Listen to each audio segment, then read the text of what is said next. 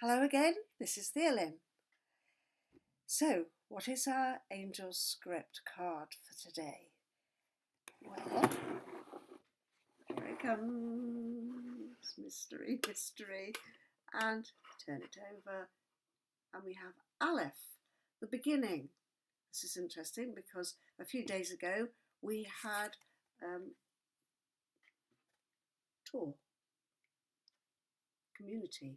And I mentioned at the time that Aleph is the first letter of the alphabet and Tor is the last, and they both have 8 little orbs of light on them. And I always think of Aleph as being like a packet of seeds. So those 8 little orbs are 8 potentials. And often in my workshops with the angel script, I suggest that if somebody draws this card, they can have a little vision time considering what 8 seeds they might have in their packet of seeds that are potentials for new beginnings. And of course, every potential doesn't always grow into a fully grown plant. My husband Will, a couple of years ago, collected acorns, and he did all the right things. You put them in the fridge to imitate them being in the frosty ground, and then eventually you put them in little pots and they grew, and most of them did grow. And we've given one of them to our granddaughter for her first birthday in a big pot. So she's growing her own oak tree, and it'll be interesting to follow the life of that oak tree. So 8 potentials. Can you think of 8 seeds in your life for a new beginning? Because clearly things are coming to an end. A lot of things are coming to an end right now. All kinds of ways of doing things, like, going out to a restaurant with your friends, or just going visiting, travelling to other countries to see the sights and be a tourist.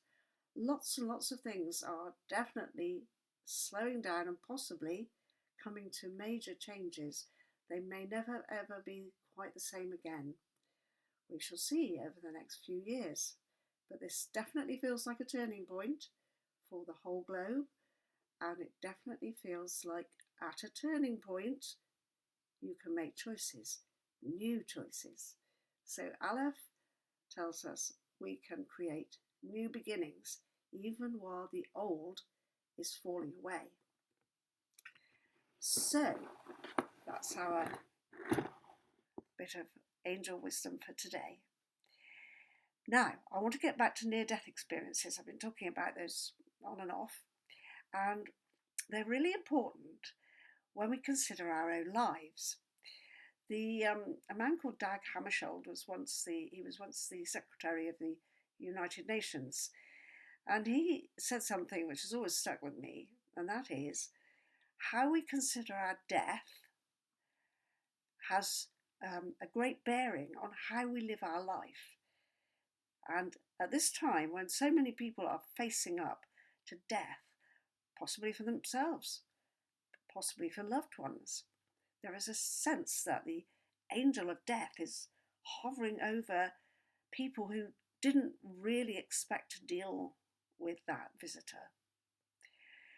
So that's quite a chilling kind of feeling when you talk like that, when I talk like that. However, over the last few decades, we have had the most enormous number of reports of near-death experiences, which can give us another perspective on what's going on when we pass over. I think it's enormously useful to know about those at this time, especially for some people who feel that they should be by the bedside of a loved one while they're dying. And in fact, the loved one who's dying will, I'm certain from these reports, will actually get supporters from the other side. So I want to share with you 3 different near-death experiences. I don't want to take too long about it because I like to keep these videos short. But here goes. This is to do with 3 women, and each of them reported that they had a choice to come back and not die. And that is a very important thing to consider. The very first time I knew anything about near-death experiences was in the early 70s. And it must have been about 71 or something like that. It was very early in the 70s. I was working in a theatrical workshop making costumes for the Oxford Playhouse. And the woman and her daughter who ran it, Betty and Sheila, they were my bosses. Now, Betty was Sheila's mother, and Betty told me one day a story about when she was young. She had been left a widow after the Second World War, and she had 2 small children, a boy and a girl, and she got pneumonia, and they gave her lots of paracetamol, and she was kind of out for the count. She was at death's door. She was, when she did come back, they told her, they didn't think she would be saved. And Betty told me that while she'd been in this otherworldly state, not knowing where she was, she met 2 guides. She described them as beings of light. She didn't use the word angel. And they said to her, you have a choice now. You can come with us and go further, and then you obviously won't go back to your body. Or you can go back to your body to look after your children. Oh, and one thing they specifically said to her was, if you come with us now, you will be with your husband. And they also said, but if you choose to go back to your children, it will be a long time before you are reunited with your husband.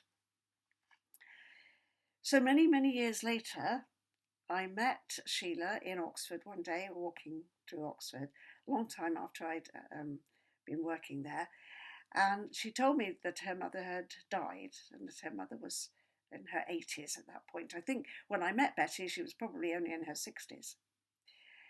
And I stopped to talk to Sheila, and I said, I remember Betty's story and how the guides had told her it would be a long time before she was reunited with her husband. And I said, so it was a long time. She lived into her 80s. So that was the very first time I came across a story about near-death experiences, and I hadn't done any research. I hadn't got involved in angel research or anything at that point in my life. And I also was not aware that there was research going on about this topic. And it was in the mid-70s, probably a bit later than I heard this story, when a very famous book, Life After Life by Raymond Moody, was published. And that was the first time the idea of near-death experience came into the general public domain. And since then, many, many people have recorded these experiences. People have recorded them, in hospitals. Somebody has come round and told the nurse or told the doctor. And generally speaking, the medical profession have tended to think, oh, this is just some kind of hallucination, perhaps they've had too much morphine or too much drugs.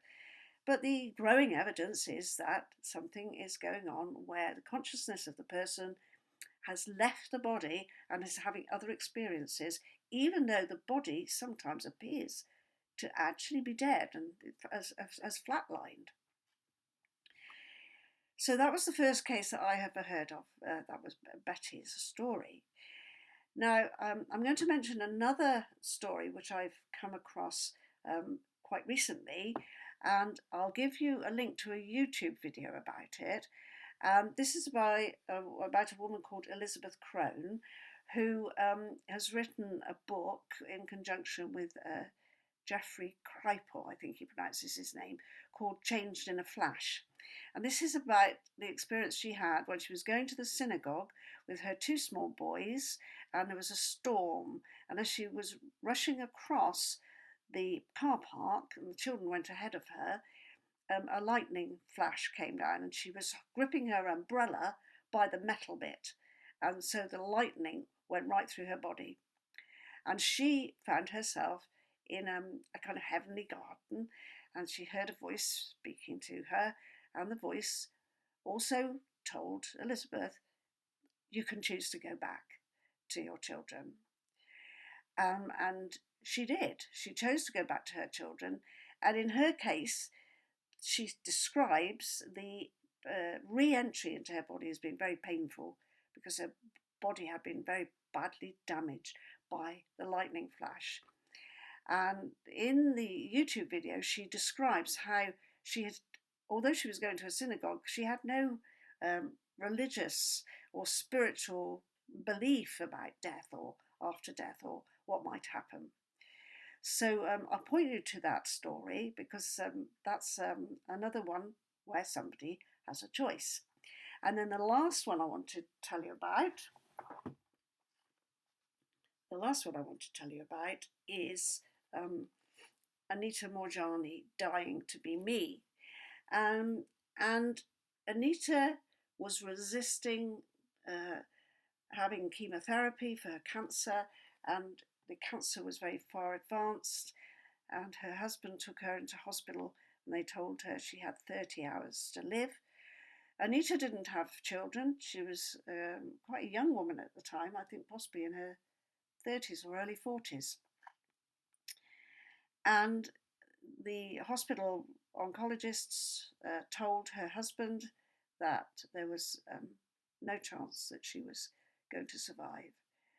And Anita went into another dimension, and Anita met people that she knew, her father, and she also met a friend of hers who had also previously had cancer and had actually died. And Anita was told she had a choice. She was told she could just come back to this life. And so she did. And she arrived back in the intensive care unit. She came round and she very quickly asked for ice cream and music. She wanted Dancing Queen, I think it was. And within a few days, there was no sign of these cancers. In fact, I think the story, if you look into it in detail, the story says that they took tests for the cancers when she arrived, but they didn't actually look at the tests until later, and then discovered there weren't any cancers left. So that was a very interesting little time slip, that something that appeared to be going on to the oncologists had actually kind of just disappeared. And within 10 days, Anita was home. And now she writes and talks about these experiences. So the whole purpose of discussing near-death experiences is to consider what we think happens when we die, and whether we have a choice to live a longer life or a shorter life. Now, the old myth, which I mentioned in a previous video from Plato, says that one of the fates is called Atropos, and Atropos can cut your thread of life, and that's predetermined according to that mythology. But clearly, if people have these experiences and have the option to choose whether to come back or not, then perhaps it is not predetermined. Perhaps we can definitely make a choice about how long we live. And that is a really key issue for what you believe about your life. So think about it. And my Bridge of Stars quotation is a very short one. It's called Awareness. And it comes from James Thurber, who lived in 1894 to 1964. And he's quite well known as a cartoonist, Thurber. But this quotation from him, Awareness, says, Let us not look back in anger or forward in fear, but around in awareness. So that, of course, is a very pertinent suggestion. Do not look back in anger or at yourself or at other people, and do not look forward in fear, because that will disturb and kind of decimate and destroy the perfection of being aware in the present moment. So stay joyful, stay joyful, and I'll be back. Goodbye.